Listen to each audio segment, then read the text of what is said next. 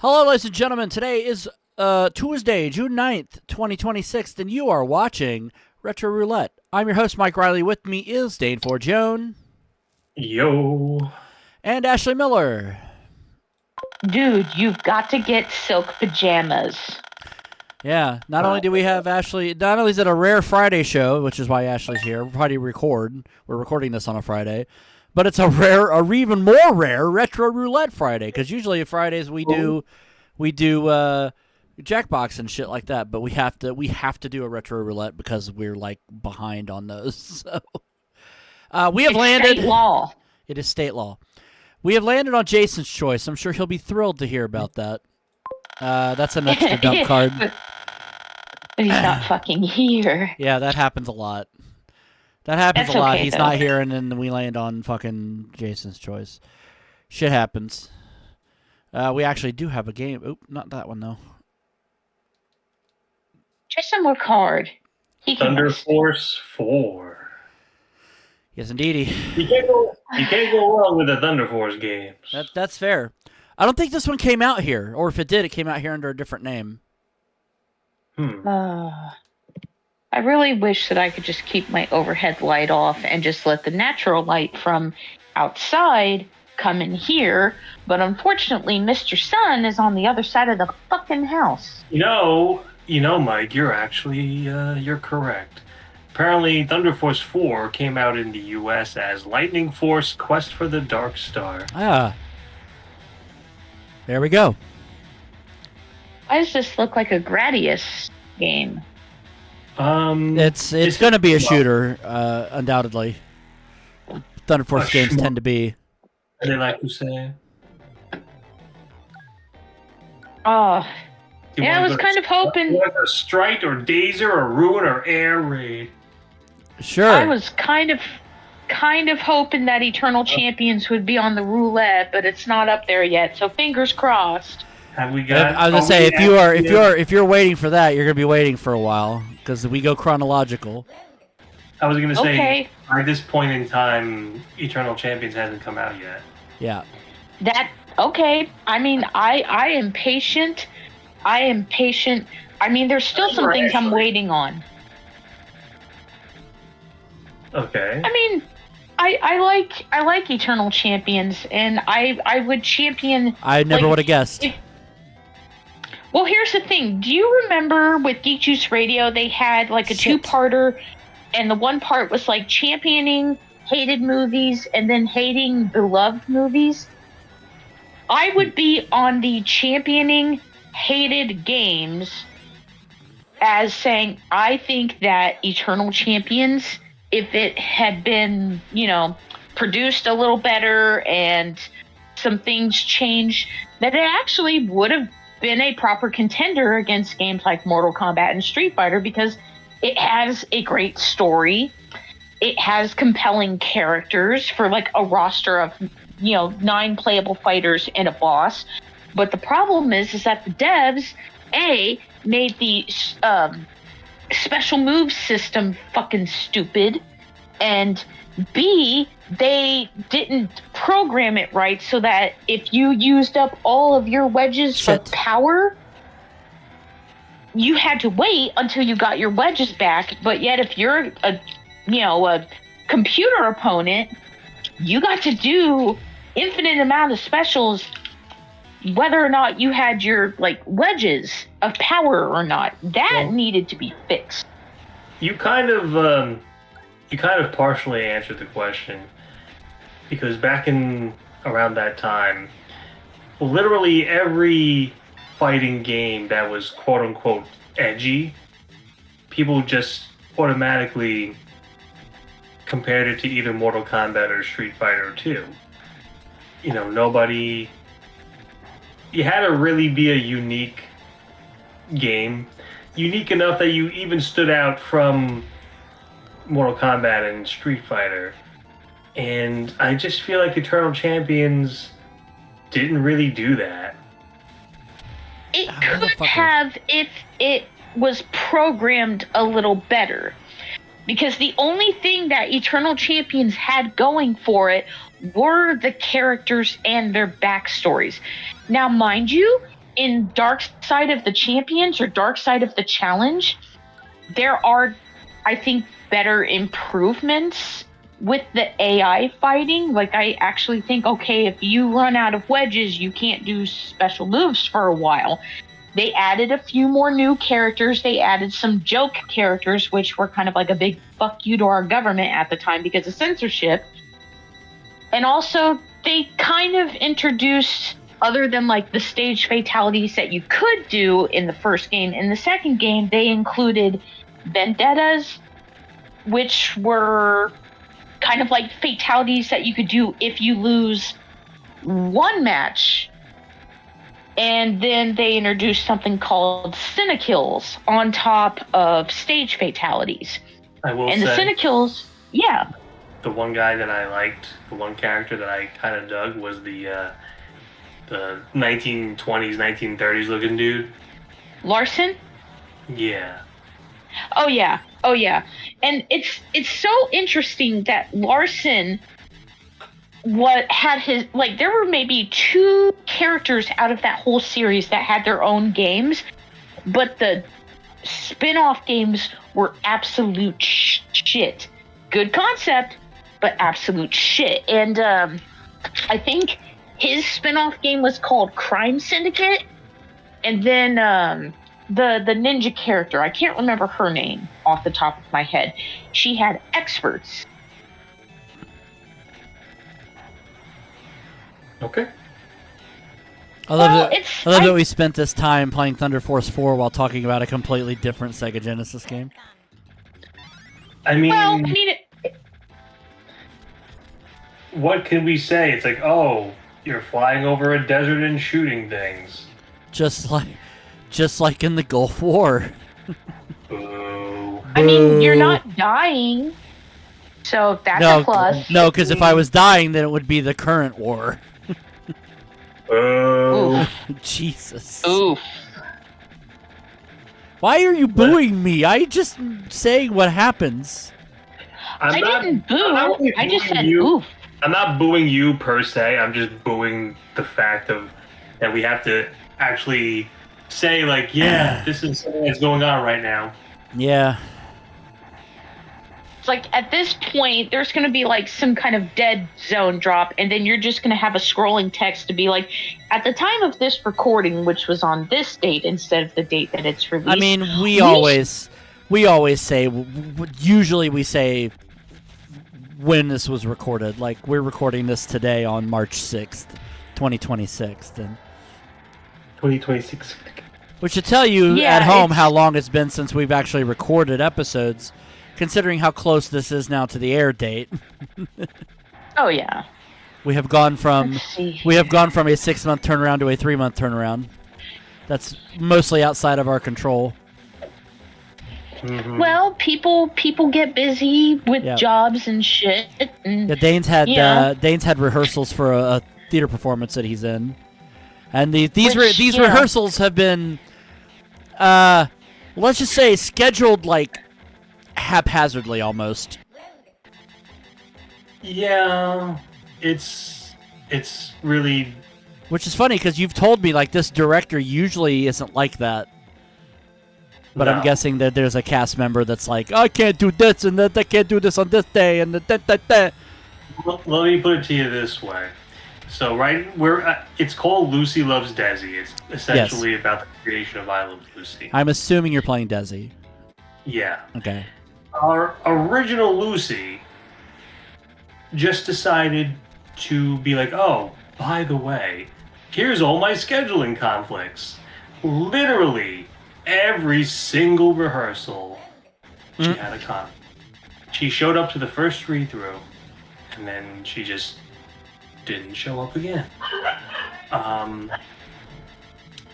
We also had a guy who's in the show who essentially is the type of person that goes, well, I can't rehearse on this day. Can we rehearse on this day instead? No. And our director was like, okay. No, if I was directing that show, I'd be like, no, you're fired. I'm going to find a new person, or I'm going to recast your part. I mean, I don't know why she didn't just be like, well, if you can't make the rehearsals, then I'm sorry, we're gonna have to just replace you. I think it's That's the what I fact would have that- done at this point. I would have been like, yeah, no, I'm sorry, we can't all work around your schedule. You're fired. Well, we will find a new Lucy. I'm sure there's plenty of people who would be willing to play the part who aren't complete assholes. We did get a new Lucy Okay. eventually, and she's really, really talented, so that's good. That's good. Nice. And Well, so basically, what was happening was we would get our schedule. What happened was, We would get our rehearsal schedule and be like, oh, it's this day, and this day this week. Okay, cool. We'd get emails from the director. Heads up, guys. We're not rehearsing on this day. We're actually rehearsing on this day. See you then. Like, right. Fantastic. which has been very good for our show, considering a lot of the reschedulings that have had to happen over the last month has been because rehearsals on Dane's end kept getting changed, which again is not Dane's fault. That he has no control over that. And again, if it was Dane's performance or theatrical show, I'm sure he probably would have recasted the problem at this point. Listen, not that I want to like pat myself on the back, but the first time somebody went, well, I can't do this date. Let's do this day instead. I'd just be like, bye now. Bye. Yeah, I mean, there's a reason the schedule is the way it is. We can't all work around you. The world does not revolve around you, and if you cannot, be a team player, then this show's not gonna work. Excuse me one second. I have to go get some pizza. if I was being the director, I would make the expectation after auditions and after the cast has been announced and tell them, listen, this is an ironclad schedule. I try to work around your guys' work schedule, and when you are off, if you can make this work, we can make this work.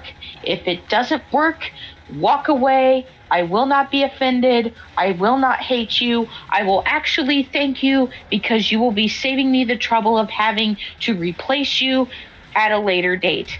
We can work together on something else, but this isn't that something else. Well, something that people may or may not know about me when it comes to my theater shows, I tend to say off the bat, what are the days that you are available to rehearse? Because what tends to happen is, if I say, oh, we're going to be meeting on Tuesdays, say I have a cast of 5 people. It's always 4 people going, good. And there's always that one fucking person who goes, I can't do Tuesdays. Okay, then how about Wednesdays? 4 people go, terrific. One fucking person, I can't do. Wednesdays. So, Well, it's a good thing you're not Jenna Ortega's girlfriend or boyfriend, isn't it? Because you can't do Wednesdays. yeah. Yeah! Joke. Funny. Yeah. The two things, in this case, are mutually exclusive. Joke, funny. Yeah, exactly. Yeah. What a concept. I said, yep. What a concept. I just That's don't- it's I do it's not very know similar very much to yet. I say it's very similar to how we do this show. I put together an availability form. It used to just be I just talk to Dane and Jason because they're the two I majorly schedule around.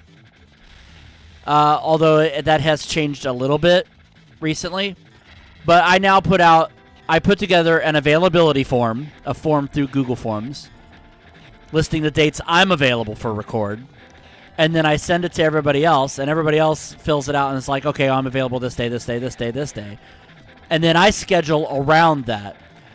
And not necessarily, just because somebody's available on a certain day does not necessarily mean I will schedule on that day. But it gives me a good idea as to who's available when, and when it's best suited for us to record a show. Like, if I have the choice between recording a show on a day when just Dane is available and recording a show on a day when Dane and Jason and maybe a couple other people are available, I'll schedule it on the day that that everybody's available rather than just Dane. However, most of the time it ends up being just Dane or just Dane and Jason, and that's fine. I don't have an issue with that. As long as we get, records done. That's all I care about. But yeah, that's pretty much how I do it. I would be like, if I was that theater director, I'd be like, hey, I got the 8 rehearsal dates. I only expect you to show up for 6 of them, because at least then we know 6 rehearsals, people should have it down by the 6th one, or at least for the most part. So that means that gives you 2 chances to if you have to miss a record or a rehearsal, you can. But like, third strike, you're out. So if you miss a third one, then we recast you. Yeah. But I will say, the Lucy that we had, the original one, she seemed like a very nice woman, but she just was very kind of bland. Our latest Lucy is a lot better. That's good. Also, we have to take into consideration that not all directors are like the theater Broadway types that can just be like, oh, well, I can do this and this and it won't be a problem. Some of them have jobs, because not everyone can survive off of a Broadway performer's income, especially if they are on the lower end of Broadway. Yeah, that's my other thing. So, like, is this a show that you're getting paid to do, Dane? Yeah. Okay. I was going to say, if it was something you were volunteering for, then, like, I can't do this in this day. It's like, I understand that a little more, because then that means you got work, you got other things to do that best in the world. Other things to do, like you can't be there for. But if you're getting paid to do a show and you can't be for rehearsals, go fuck yourself. Everybody's getting paid to do the show. There's an expectation. If it's a volunteer thing, that's different, because then you have to base your other things have to come first. But if there's income involved, that becomes a pretty high priority. At least that's how I view it. Like, karaoke for me, I could go to whatever fucking show I want as long as I feel like it. But if I'm getting paid to DJ, I have to be there, period. Because that's a gig. That's a paid job. Like, that's top priority. And anything else can wait. Especially, actually, my day job. Because most of the time, my night gigs pay more than my day job. So, and now it's to the point where I actually have 2 regular gigs a week. I have run karaoke on Tuesdays and Thursdays for the last 2 months. So I consider that a regular gig now. So if I have to miss a day of work at my day job in order to work a gig at night, so be it. Because I'm going to more than make up for that money, You're going to get that money, honey. Exactly. So I'm like, if you're getting paid to do a theater performance, fucking bone up and be a team player. Otherwise, you're fucking over everybody else who is also getting paid to do the same thing. It's not rocket science, it's brain surgery. That's true, babe. Thoughts on Thunder Force 4, Dane? It was alright. I mean, it's kind of... I feel like once you've seen one Thunder Force game, you've seen all of them. Just like, okay, it's a competent shooter. Nothing too fancy about that. Ashley. Side-scrolling shooter in the desert. It I'm wasn't sure. too bad. I'm sure there's more than just a desert level. That was just the first level. I just never got past it. I am not using cheats today, by the way, just so everybody's aware. I didn't have time to get them set up. I mean, it was competent. It looks like a competent side scroller. It's just I'm so used to the side scrolling shooters being cookie cutter, almost like okay, the answer is this, but try not to make it look like you copied off of me. Okay, side scrolling shooter in Desert Storm. Thank you, Jesse Ventura. Where were you on January 6th, Chris? I was at the Gulf of Tonkin doing reps. You're a frogman, and so am I, Chris. Yeah, see, here's a level that's clearly not desert. Something like that. But yeah, it's not too bad actually. It's not very difficult. Obviously, I didn't get past the first level, but I did get up to the boss several times, so it's not like it's balls achingly hard. It's pretty competent, to be honest with you. Scores out of 10, Dane. 6. Ashley. I'll give it a 7. I will also give it a 6. Oh no, the mark of the devil, 666. What? I thought the mark of the devil was 999, as in 1999. Oh no. Oh no, not a shitty Arnold Schwarzenegger movie. Y'all are silly. We've landed on Billy's Choice, which is another dump card, so we're to 23 now. It's a dump card. My scrotum. My scrotum. And now we have landed on Dane's Choice, and Dane is actually here, so he's going to pick a game. I am? Yeah. Oh, I am. That's what Dane's Choice means. It's not Sophie's Choice. He's been doing it for so fucking long. Which one of my kids should I leave to the Nazis? He's been doing it for so fucking long that he's forgotten the privilege of having I know. I was joking around, Ashley. I know what the hell I'm supposed to do. Jesus. You need to keep track of how many people get dump cards because they're not fucking here, and then just do a surprise segment of congratulations, you won us the most dump cards. No, they don't. I got to be honest with you. They don't get dump cards if they're not here. We get the dump cards. Nothing on this list is really jumping out at me. I guess I'll go with familiarity and Taz-Mania. Sounds good. The game that I would pick was the one that we just played. Yep.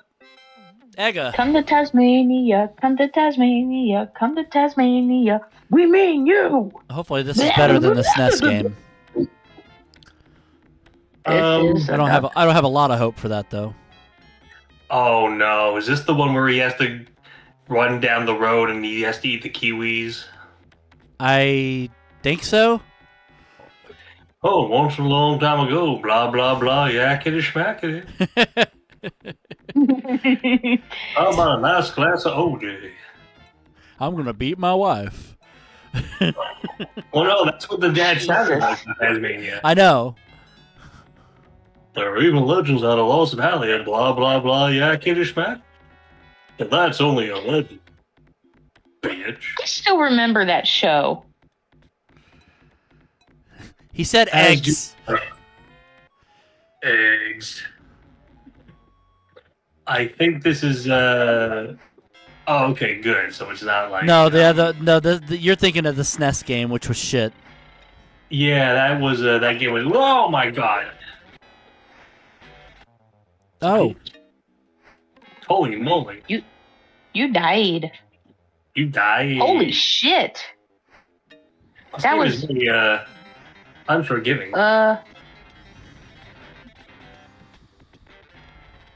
Watch out. Holy shit. What the fuck? You just got spit roasted by those two, whatever the fuck they are.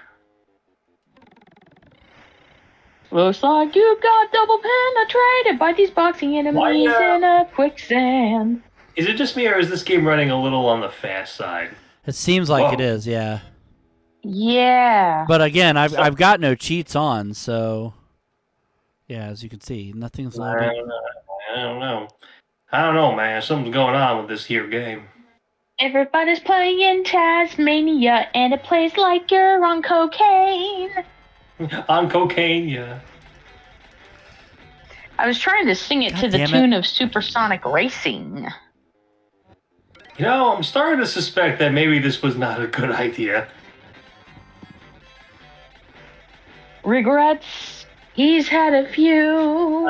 Yeah, man. Like, I don't know, man. I don't think I chose something playable, but I'm going to stick with my decision because I ain't a little bitch. Thanks, vaguely Cheech Marin. So what the fuck am I supposed to do here then? I don't know. Can you do the little spinny spin? Can you do the little spinny Well, yeah, spin, I the did. little twirly twirl? I just did into the fucking quicksand. Maybe you're supposed to jump on the thing.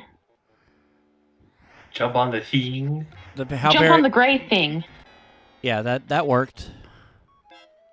Holy That works shit! about It as just well as- it just propelled you into your own death, son. Damn, son, where'd you get those? Hey, do you think the dad kind of sound like Leon Redbone? Well, it was Maurice LaMarche who did the voice of the dad. And, I guess that's a pit. I can't go in. That's fucked. and it was basically supposed to be a play off of Bing Crosby. Uh-huh. So, I don't know what I think Yeah, about but- this Leon Redbone. I'm gonna hit practice just to see if I can. Well, I mean, Leon Redbone kind of has a bit of that deep register. Wait. Except it kind of does sound like he has a dick in his nose. Yeah. Wait, are you in the debug menu? No, I went to practice, and now I'm in practice for some reason, or I'm here for some reason. Well, to answer Ashley's question, Leon Redbone did have a very distinct voice, but it also made for one of the creepiest moments in Christmas song history. Because Leon Redbone did a duet with the lady's name escapes me. They did Baby It's Cold Outside. And Leon Redbone sounded so creepy. Gosh, your lips look delicious. Like, oh, I need an adult! I need an adult! I am an adult. And then Leon Redbone pops out of your dirty laundry. I am an adult. Hello. I need an adultier adult. What the fuck am I supposed to do here? Oh my god, it was Zoe Deschanel. That's who he duetted with. That's I know he weird. passed away like a few years ago. Like, he's been around for a long-ass time, and he passed away a few years ago. I do know that. I can't wait to do a fucking duet with a manic pixie girl. Yakety schmackety. Yakety schmackety. I'm Somehow gonna go beat Bob my and- wife. Somehow, 2019, apparently. somehow Bob and Tom brought me back into relevancy before I passed away. No, they didn't. Yeah, No, he did. They certainly did. Oh. No, they didn't. That would require Bob and Tom to be relevant, and I'm sorry to tell you, they really aren't. I think the last time That Leon Redbone was legitimately relevant is when he sang the Mr. Belvedere theme. Streaks on the China. When you drop kick a maggot, that's a bundle of sticks. Okay. According to our new arrival, life is more than mere survival. I find it funny that I can just crush myself to death under a box like that.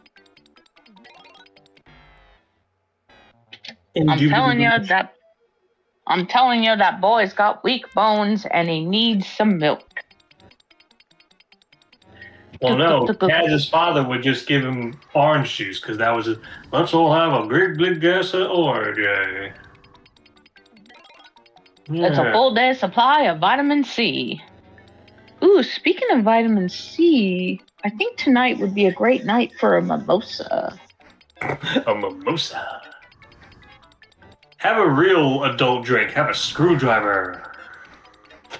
Well, I have a bottle of champagne in the fridge. Champagne. It goes with your real pain.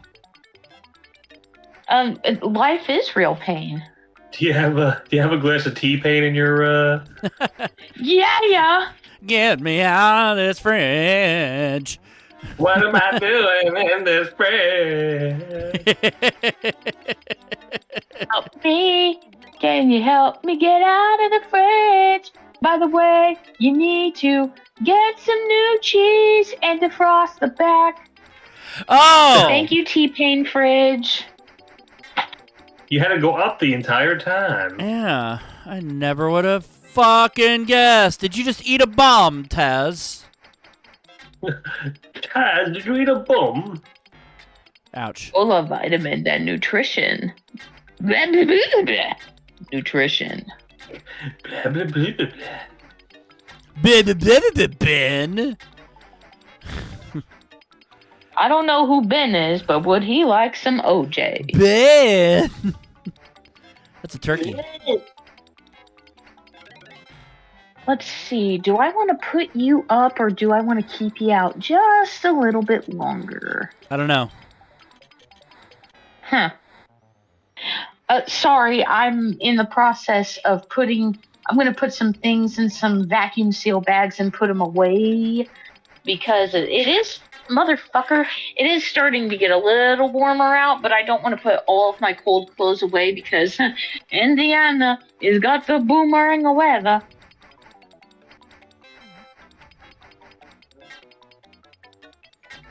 Boy, can I say I am frustrated for you, Mike? I mean, now that I've figured out kind of where I have to go, I'm not that frustrated. Because I would have been like, God damn it, you fucking move, you fat shit. I do say that to myself a lot. Mostly to motivate myself with negative reinforcement. I'm just like, do you want to end up like all those other lonely basement dweller cucks? No, you don't. Excuse me? Get your shit together. Not you, and you're not a cuck. I'm just all the other things. No, I had some fucking nobody, and I'll tell you, like, I made a post, or I didn't make a post. I commented on something. I made a post. No, I didn't make a post. I said Sam, so I didn't say Sam. First there is a mountain, then there is no mountain, then there is.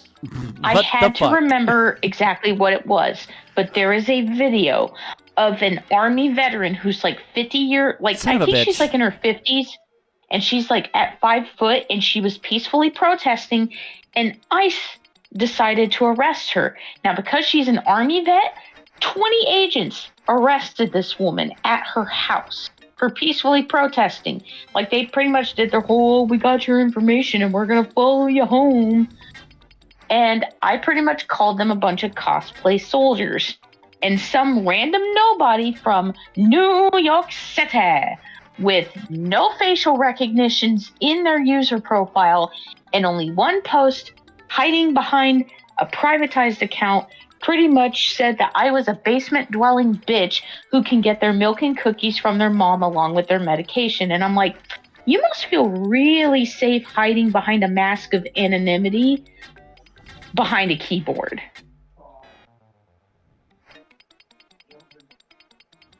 Well, he was a bitch, and I didn't. Most trolls do.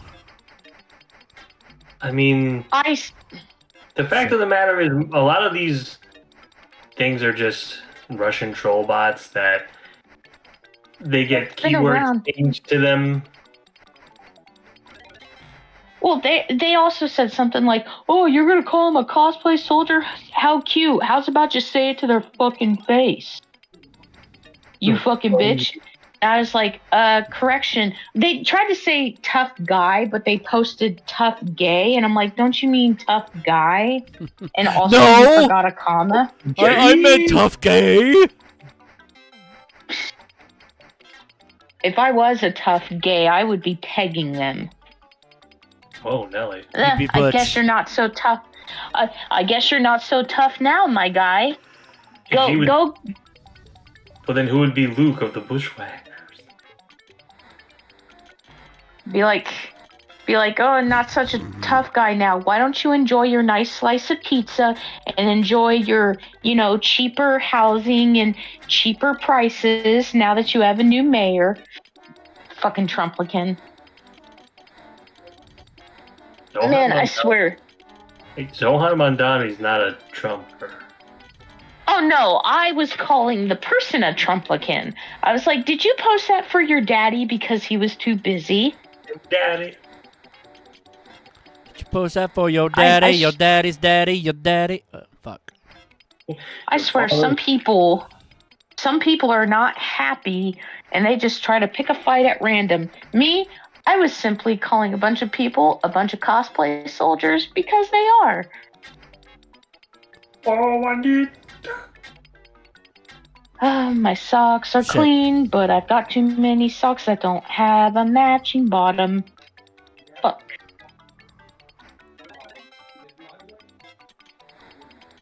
It's like, I sure as shit don't understand why they call people basement dwellers such a negative thing. You realize that most basements, when they are, changed around, could be rented out as flats? The British did it all the fucking time. Don't give the landlords any ideas. Yeah, those scumbags are already scumbags. That's right. Oh, trust me. I am very familiar with scumbaggy landlords and leasers of these fucking apartment bullshitters. Yeah, did you see the shit that Fletch is going through with his house? Yeah. It's basically like that. I feel really bad for him, and the fact that one of our wrestling contacts, Fletch, he bought a new house, and he was trying to turn the basement into like a dude cave for him and his son and all of his wrestling buddies. It keeps flooding, and no matter what they try to do to fix it, it keeps flooding, and it's been damaging all of his wrestling memorabilia. Like, really bad. Like, should not have been. He has spent tens of thousands of dollars on this problem to try to fix it already. And now it's flooding places it didn't flood before. And I'm like, dude, get a lawyer. 'Cause whoever sold you this shit needs to be fucking put on blast. Has Fletch ever seen the movie The Money Pit?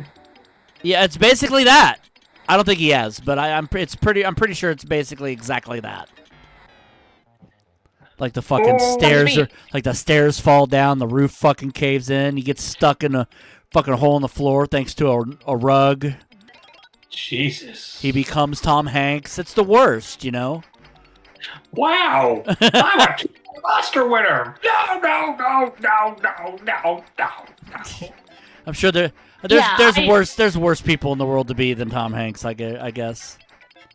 Well, I'm sure a Trumplican would be like, he's pitiful. Let me turn back a little bit.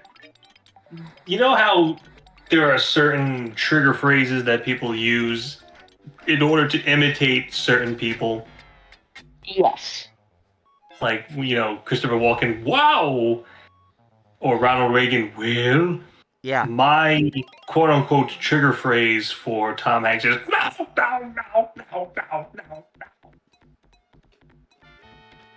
So. There you go. Yeah. All right, thoughts on Taz-Mania, Dane? Mistakes were made. I didn't think this game was going to be bad, but, yeah, this game is pretty motherfucking bad. Ashley. It looks Nintendo hard, and it looks like it would have been the waste of, like, however much it would have cost to rent it. Did you say Nintendo hard? Nintendo Hard. That's Or Hardtendo. Well, Nintendo Hard, or Hardtendo. It looks like it's got the difficulty of a Nintendo game, like an NES game, but the pretty graphics of a Sega Genesis. It looks like if I would have rented this from Blockbuster or Dave's Video, that it would have been a waste of like $3.50 or $5 or however much it costed to rent video games back in the day, and I would have been pissed all weekend. Hey, I'm Dave. Get away from my video games. What are you doing? Like, stay out of my porn section. God. It's for 18 plus only. Why do you think the beads are there? Yeah, this is, it just seems like it's running fast, which I guess that's fair because Taz runs fast, but, yeah, very hard to control it's from time to time, and it's just like, at least it's not the SNES game. Scores out of 10, Dane. 4. Ashley. I give it a 4. Yeah, as I can give it a 4, I think.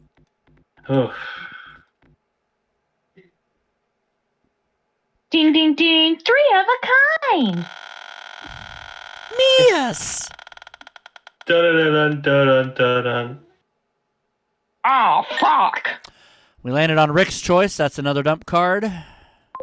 That's another dumb card. That puts us at 24 now. No, 25. Super duper. Let's play it. Super Mario Brothers. No. Eep. Supermarket Sweep for the Sega Genesis. Shit. Oh my god, wouldn't that be so fucking awesome though? Like, just imagine a supermarket sweep game. It's like, I can fucking do this. I can fucking do this. I'd rather just like a training I'd rather just actually be in Supermarket Sweep. I mean, it would be training for the real supermarket sweep. And yes, I know this is dating how old I am, because at the time of this recording, I had just turned 41. Supermarket Sweep was one of my favorite fucking game shows.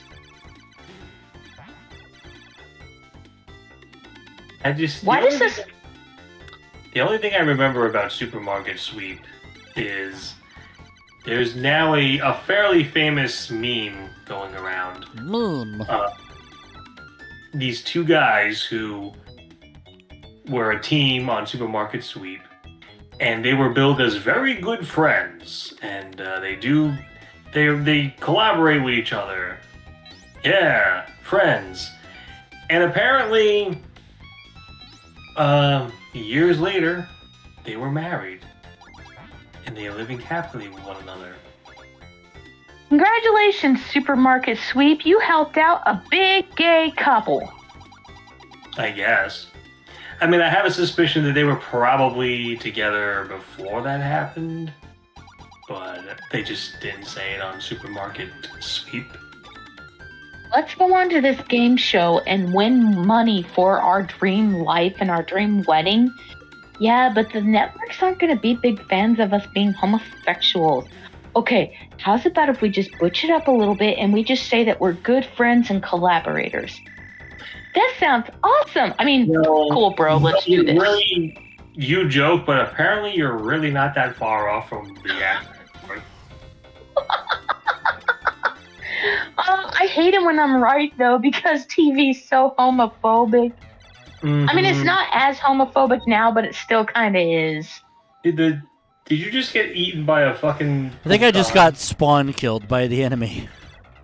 Why does it look like a Mario shell? Like you're driving a Mario... Why does this look like a Newgrounds game? It's not enough porn in it to be Newgrounds. God damn it! And it looks like a Mario shell just went half and half and has wings on it, my guy. Motherfucker! Shit.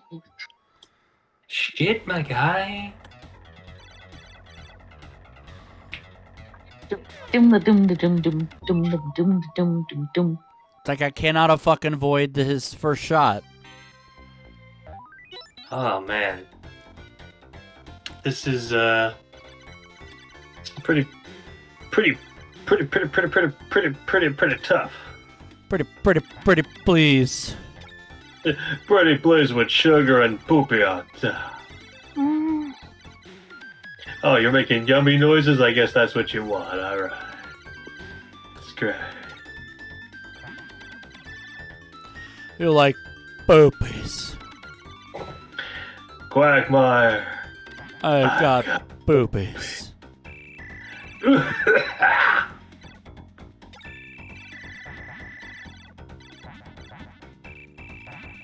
That's another thing. When I'm doing the Patrick Warburton, my go-to phrase is "Hey, buddy." Alright, biter. Yeah, that's pretty much mine as well. For when I do Joe. Hey, Can I borrow biter. your egg? Can I borrow your egg, biter? Can I borrow your egg, biter? I can just do that until I have it, until I'm fully in the voice. Until I die. Until I die.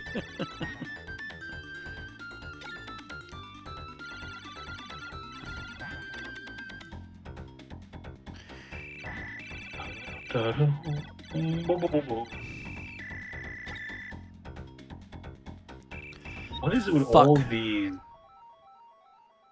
Because I'm noticing lately that a lot of these on eBay, the soccer jerseys, all of these fairly cheap soccer jerseys, the eBay users are all in Ukraine. I don't know why.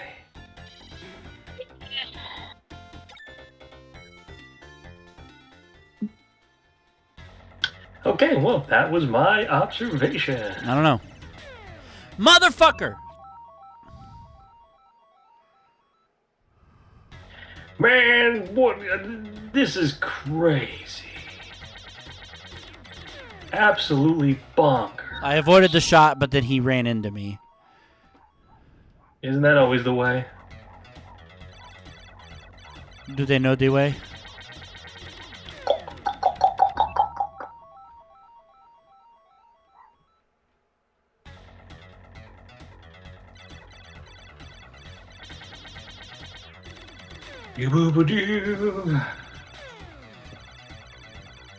He phased out of existence. Oh, there he is.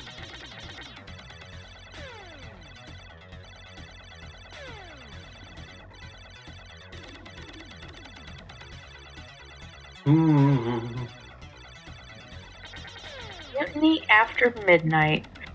Not in the mood for a dance party tonight. Oh, Dane, I've got some yummy news to tell you. Actually beat him. Holy shit. What is the scrumdiddlyumptious news you have to tell me? So Carlos Mencia was performing tonight in Fort Wayne. Oh, but here's the thing. Carlos's flight from Chicago's been delayed multiple times today, so he's not going to be in town in time to perform, even though he's still going to do a show on the 7th. Yeah. He should have just do what he does best and stole another comedian's plane. I had to tell a friend of mine about that because she had tickets to go see Carlos Mencia, and usually she'll ask me if I want to come with her. I'm like, no, out of principle, I don't support Carlos Mencia. I would rather go see George Lopez. George Lopez is no better. He tokenizes Latino comics. Did a lot of that in his early career. Okay, but did he steal material? Yeah, stealing the material of other comedians verbatim is pretty bad. But when you Not that I want to defend Carlos Mencia, but if you really think about it, all the major comedians, stand-up comedians, have ripped off of each other at least once. Because I remember a story of Robin Williams doing a stand-up set. Shit. And there was a couple of people backstage, and these guys are literally crossing off jokes on their papers because Robin Williams was doing them. Whoops. But anyway, There's a difference between maybe doing a bit or material that has been done by other people and putting it into your own unique spin. And trust me, there are other comics that have done that, and I'll just use this as an example. Tim Wilson versus Fred Armisen. Tim Wilson does a bit, or did a bit when he was still alive, where he talked about different accents of the South. And he would talk about each state. And it was funny, it was brilliant. And look, he would talk about, Arkansas, a lot of you people in Arkansas, you kind of talk with a voice like this. And then when you get to another state like Alabama, or get to any other state, like let's say the state where our president, Jimmy Carter, was from, you don't pronounce a lot of R's in your words, and it sounds like you're going to get your ass whooped. Which, unfortunately for his term as president, he kind of was, even though he was one of the better presidents. That was the example. As far as Tim Wilson goes, now Fred, he does a similar bit, but not only does he do it across the entire United States, he does different accents from South America, and he talks about the different ones. And he says, I'll tell you what, guys, because this is such a big bit, we're going to start in New York, we're going to head to California, and then we're going to do some South American, accents, and then we're going to do some European accents, and we'll just go from there. And he'll pick random states where people are from in the audience, and he'll do New York. When you're talking about the Bronx, it's like the Bronx or Brooklyn. I'm from Brooklyn. Queens, they kind of sound a little high-pitched and bitchy, like Queens? Nobody told me. Similar. That might not be the borough queens. That might just be drag queens. What did he say about Staten Island accents? Are we talking about Fred Armisen, by the way? As if we are, take a shot. Yeah, we are. Okay, take a shot, everybody. But the point is, Tim Wilson and Fred Armisen did those bits where they talked about the accents from different places. Whereas Tim Wilson talked about the South, Fred Armisen talked about a much bigger, much more expansive place. But I will give Tim credit where credit's due, because he is funny, and he is a music comedian, or was a music comedian. He had been around doing stand-up comedy longer than Fred was, because Fred didn't start doing comedy until the late 90s. Tim had been around since the 80s, up until his death. It's funny talking about accents. One of my friends was watching an old Filthy Frank video, and it was like him doing like 100 totally accurate accents, and it got to one for Alabama, and it's just Filthy Frank going, "Get that young Negro out of here!" And my friend did a gigantic spit take at that. She was just like, "Oh my god, this guy's out of his mind, but he's hilarious."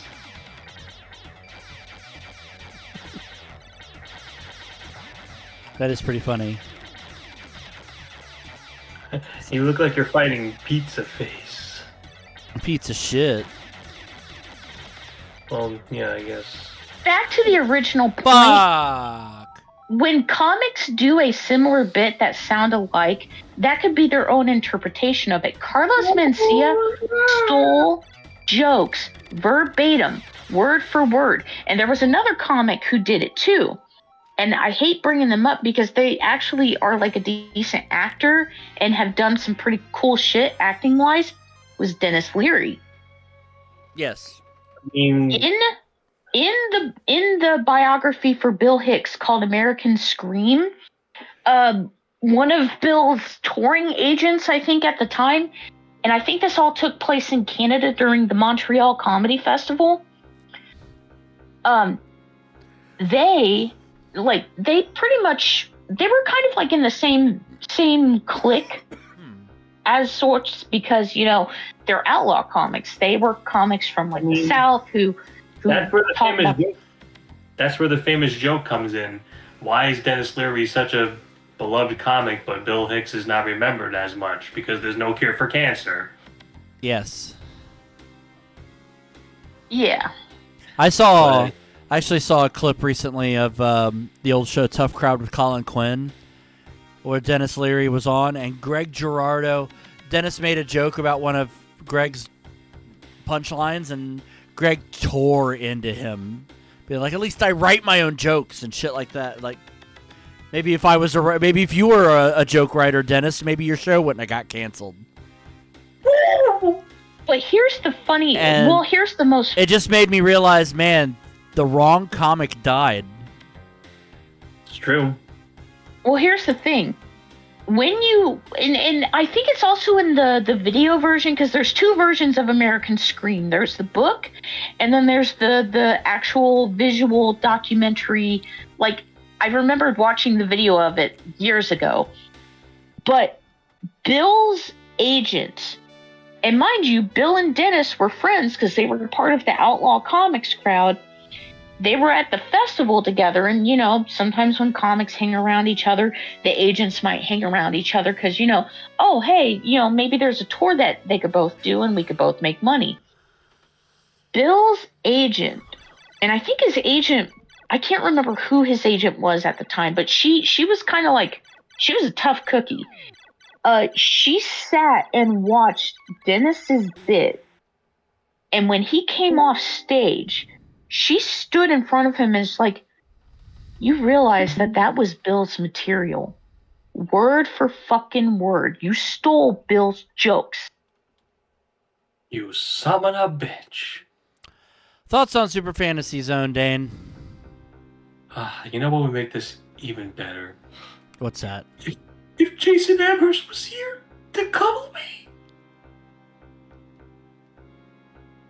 Okay, never mind. Anyway, this game it's alright. It's a pretty decent cutie shmup or whatever they call it.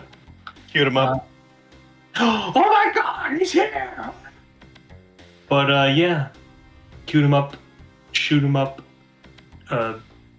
miggity mac daddy. Okay, Ashley. It just looks like a side-scrolling shooter with a Mario skin attached to it. Like, I'm just getting huge Mario vibes. In look. It's not... I mean, it is cute. In fairness, Opa Opa was the mascot for Sega for a while. In the early days.